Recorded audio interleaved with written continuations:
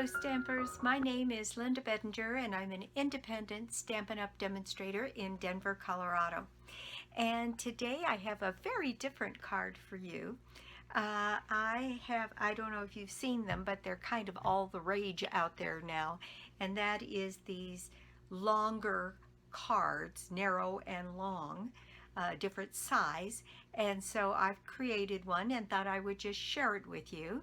And then I intend to do a handful of cards in this new style over the next couple of weeks, just to give people enough of a taste of them that you can decide for yourself it's something you want to do.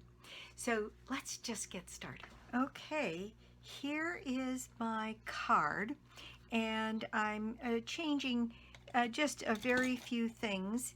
I made this one a Christmas card, and there's a couple things that I want to show you about a card that is this size, and that is I made mine specifically 8 inches by 9 inches, and then this is a standard business mailing envelope, and this mailing envelope is, I think, a little over 9. Let me get this down here. It's 9.5 by 4 1/8. And so I made my card 4 inches by 9 inches so that it would easily fit in one of these kinds of envelopes. And these can be bought any place. You can get them at the drugstore, you can get them at like an Office Depot, you can get them any number of places. And so I thought we would start right at the beginning with this, and let's cut this card down. So the very first thing I'm going to do is cut my base. So this is a standard piece of cardstock in real red, and this is 8.5 by 11. So if we know we want it to be 8 inches, so the very first thing I'm going to do is cut off a 1/2 inch from one end here. Okay, and there we go. Now we have our 8 inches across. Then we need it to be 11, and this is we want it to be 9 inches, and this is 11, so we're just going to cut 2 inches off of the top or the bottom. And there we have our piece that is 9 inches, and this is the waist from that on a piece of cardstock. So it takes a bit more cardstock to make one of these. Then we want to score this at 4 inches, and so I'm going to score this at 4 inches, and there we go. There's our card base. So I'm just going to fold that and burnish it. Let me get this set up the way I want to have it. And there we go. We've got our card base. Now, to cut the pieces that we want to have on this for the matting, I have a piece of Whisper White, and we can get an inside matting layer and an outside matting layer out of one sheet of paper. So again, this is 8 inches across, so folded this is 4 inches. So we need this to be 3 3/4 inches if you want that border around it like that. So the very first thing I'm going to do is cut this down to 3 3/4 inches. And then we know that this is 9, so we want this to be 8 3/4. So I'm going to cut 2 1/4 inches off the bottom. And so 2 1/4 inches, and there we've got the perfect matted piece for our card base for the inside and the outside. And you'd want to cut 2 of these for this particular card. Okay, so that is this size, and I just had a lot of fun with this. And you can do a lot more. I've seen a lot of the cards made this way, and they put a lot of decoration on either side and then do the majority of the stamping and the decorating in the center. And we'll do some different things so that you get some ideas about it. So what I did on mine is I used one of the new embossing folders out of the holiday catalog here. This one is called Winter Snow, and it's got these pretty little delicate snowflakes, and they are really tiny and delicate when you emboss them on your card. And so what I did to emboss this is I embossed it, and I wanted to put my message on the top, so I left this part open. So I embossed this much, and then I put it back through, and I embossed this piece at the bottom. Now for the inside of my card, I also wanted some embossing at the top. On this one, I kind of felt like that was a bit much, so I cut it down, and again, I just put this in my folder. And you can do it on this piece. You can put it in this way and run it through like that. And on mine, you can run it through this way, and it should fit right on your cutting and emboss machine. Okay, so I've already cut mine and done my embossing to save a little bit of time.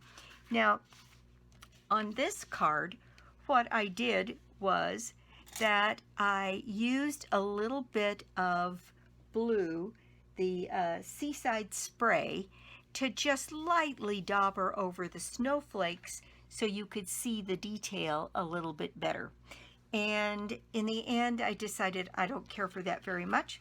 So on this one, what I did was I took out my Wink of Stella pen, and I went over the detail on the snowflakes with my Wink of Stella pen. And I'm not sure how well that shows up here on the camera, but perhaps you can see that there is a little bit of sparkle on those snowflakes. And while it may not show up very well on camera, in real life it looks very, very good. So now then, I'm using our metallic edged, silver metallic edged ribbon, and putting that across here. So I need a length of that about that long, and then I'm putting one of those at the bottom, so I need a length like that. It just felt like they needed to be anchored more than anything else. Oh, and then I think I need one for the inside. Yes, I do. So one more for the inside of the card. There we go. And so I'll just set those aside for later. Now I am using the Merry Christmas because it's a nice long Merry Christmas that goes across here, and the font is gorgeous, and that is from the poinsettia petals, and there it is, the Merry Christmas. And on the inside of this, we could do some more stamping. May the magic and wonder bloom this holiday would be a nice thing to have on the inside of this as well. You could put, well, you could warm wishes from our home to yours. There's all kinds of things in here that you can use. So the main thing I want to do, though, is get my Merry Christmas down for the front of my card. So let's see, the very first thing I'm going to do is use my embossing buddy across the top of my card, and then my Pierce Mat and my Versamark ink, and get my Merry Christmas inked up here, and Boy, that Versamark pad is getting pretty toasty. Okay, so what I'm going to try and do here is center my Merry Christmas across the top here and get my image down. And then I've got some silver embossing powder, and I'm going to emboss that Merry Christmas message in silver across the top here. And there we go. Now I will heat set that and quiet the video while I do that.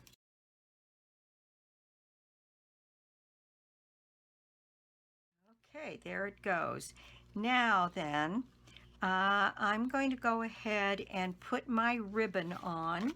And so what I'm going to do is put a little bit of seal on the back side of my card so I can anchor my ribbon. And I'm going to do that. Well, let's do one at a time. So I'm going to set this down. So this is right here at the top, and I'm going to anchor this down and around the back, and then do the same thing for this side. Oh, before I do that, let me just rethink that for a second. I am going to use my dot runner here to put a little bit of snail on the back side of this ribbon, because I didn't like the way this one raises up. So I'm just going to put a little bit on there, and then again drag that across here and anchor that on the back, and then my ribbon is going to stay put. There we go. And now that is anchored and down. Now I used some of this paper that I had been using that is called Tis the Season, the 6x6 Designer Series paper, and I created my Christmas tree, and then on the inside I kept that motif going and did another Christmas tree on the inside, and I cut a couple pieces out of the silver glimmer paper, and we just have to pick one that kind of works here. This is the one that I used, and I kind of wanted to change that paper up, but I was trying to pick one that was more from this package, that was more the red and not the cherry cobbler. And as I look at that, that's cherry cobbler. That one's got bells on it.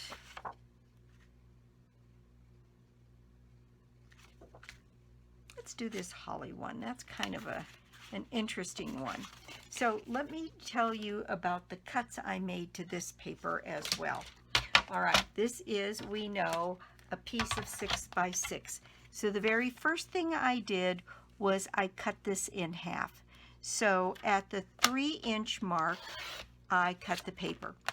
Then, since this is 3, then what I wanted to do was put a little tick mark at 1.5 inches here so I could get the absolute center. And then I cut this paper from that center to this corner, and from that center to this other corner, so that our base tree ends up being 3 inches wide at the bottom. Now I'm saving all of these little pieces of paper because I ended up using almost all of them by the time I was done, with very little waste. And so there is where our tree is going to go. So the next thing I did was cut this one in half. So at 1.5 inches, I think this is what I did next, and then did the same thing. So this is 3/4 of an inch is the center, and so I cut this one from the center to the corner, and then the opposite way, center to the corner. I think it's kind of fun when we can get a whole new shape to a card. And so let's just take these for a second and see what we've got. All right, so then what I'm going to do is take this one that I cut and see, turn it this way. I think actually it ends up being this way because I need one that is a 1/2 inch long at the bottom, and that's a little bit more than that. So I'm going to mark this little edge piece that I have here at a 1/2 inch on the bottom, and I'm going to cut that piece from that corner to that. Let's see, I don't know that I have to cut it, I just have to mark it. So if I put this one down here and this one down here, there, I think that's the ticket. And then this one gets turned this way, and then I need a little tiny slice down the middle. I think that's right. So I'm going to mark in a 1/2 inch. I can't remember what I did already. So I'm going to mark in a 1/2 inch and a 1/2 inch. And I'm going to put these pieces in place so that they are from the point down to that 1/2 inch spot. So I'm going to put some snail down on this, and at this point we're just building our tree. So I can put it right up here at the top and then put this in down at the 1/2 inch mark, and there we go. We're starting to get what looks like our tree. And the same thing on this one. I'm just going to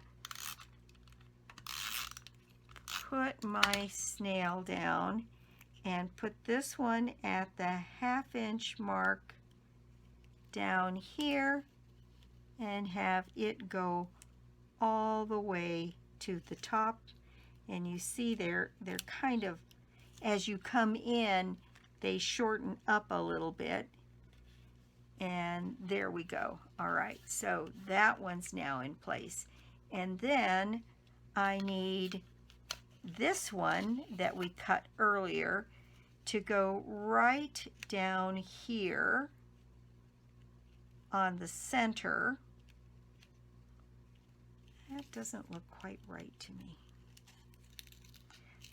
I'm going to set these down so they're on the outside of that 1/2 inch mark.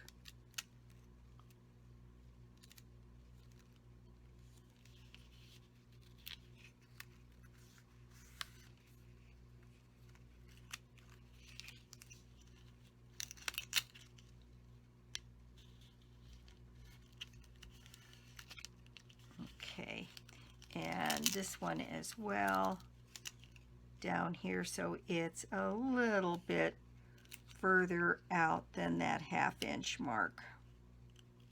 About right there should do it. Then when I put this piece over the top here, then that looks a little bit more balanced. Okay, so I think that's what I'm going to do. And we'll put this piece down here to get that done. And then we need one more little sliver to go down the center. So I am going to do one more cut on one of these, to make this go from that point down to about a half an inch down here on the bottom. And you can eyeball these and get them pretty close. And then this piece will just go right down here in the center, and that gives us the look that I was looking for, which is this alternating pattern on my Christmas tree. Okay, so I'm just going to put some snail on this one and set that down right here in the middle, coming down my Christmas tree. Now, I'm going to clean up these bottoms by just clipping across here so they're just at different levels. And there we go. There's our Christmas tree. And I may need to do a little surgery up here at the top so that everything comes to the same closing here at the top. So that is done. Now then, this tree I put up on dimensionals and put here so that my star, and what I did was I used my, what is it, the stitched stars. And I used this little tiny star here because I thought that would work. And then I also die cut a couple of these little flourishes. And I wanted a little bit of sparkle on this. And so what I've done is I cut my stars, and in this case I didn't cut out the now on this one I did cut out the little pieces. See, that won't stay put.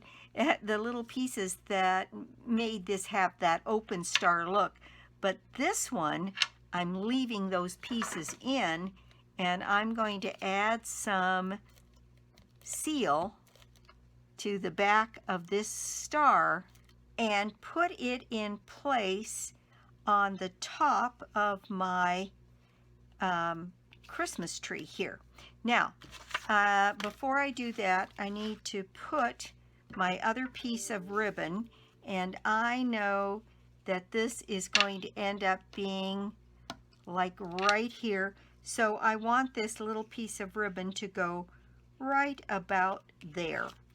So I'm going to turn this over and put some seal. All right. And again, I'll dry fit that because I want it to come about to there. So I'm thinking that it needs to go right about here. And so I'm going to anchor one side down and then draw this across so that it's straight, and anchor this piece down to the back. There we go. All right. Now, this piece is ready to go onto our card base. Make sure I'm opening it the right way. And so let me just add some more seal to the back of my layering piece here. I always end up with too many things on my desk.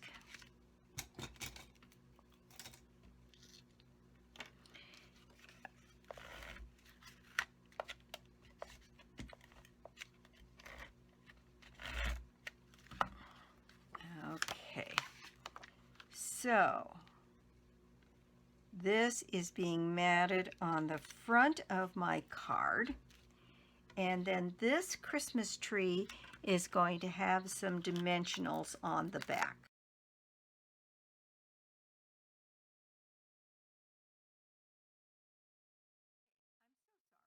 I lost video at the end of that filming, And so where I left you, I was adding dimensionals to my little tree that we made. And basically, you start with a piece. This one ends up being a little narrower than this one, and it's all a matter of whether you tuck another layer back behind this one to come out further. And by about 1/2 inch increments here, and you just keep cutting these narrow little triangles until you build your tree. Now on this one I used the stars, and on this one I punched out the little pieces on this die cut, and on this one I left them in place because I thought I liked the solid star a little bit better. And then on the inside I added my ribbon right at the point of the embossing, and I had cut a couple of these swirls, so I added one to the top and one to my tree because I didn't want anything with too much dimension on the inside. Then I added this sentiment, Warm Wishes from Our Home to Yours, in silver embossing, and put this panel in place, and that completes that card. Then here, just added some rhinestones for some decorations on my tree. So that was the tail end of that, and I will put the dimensions in a little bit more of a description both here and on my blog so that you can follow along. And again, on the raised portions of the embossing, I used my Wink of Stella brush to add some detail to that embossing. And it doesn't show as much. Now this brush has a little bit more juice to it, but adding that sparkle definitely defines those snowflakes in the embossing.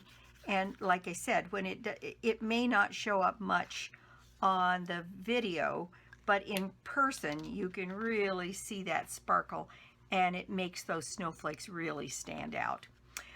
So this is the month of August, and my prize draw for the month of August is a bundle of your choice out of the August through December mini catalog.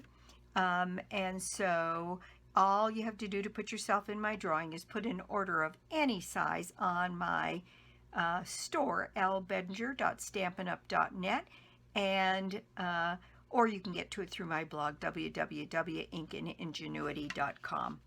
And so there we go. That is the project, and I just added this little tree to the inside. I took one of those side panels and made the triangle, and then cut a little strip for the center out of the alternative pattern, and that's all there is to that. So thank you so much for stopping by my YouTube channel today. I do so appreciate it. And if you don't already have a Stampin' Up! Demonstrator, I'd love to be your demonstrator, or you could join my team. I think that's it. This is the month you're spending your coupons that you earned last month. And next month, I understand that the new stamp and emboss machine will be available to customers. I have one on order now because as a demonstrator, you always get the opportunity to get one a little early. And so I'll be able to demonstrate that for you in one of my upcoming videos. So thanks again for stopping by, and I'll be back soon with more cards, more projects, and more tips. Bye.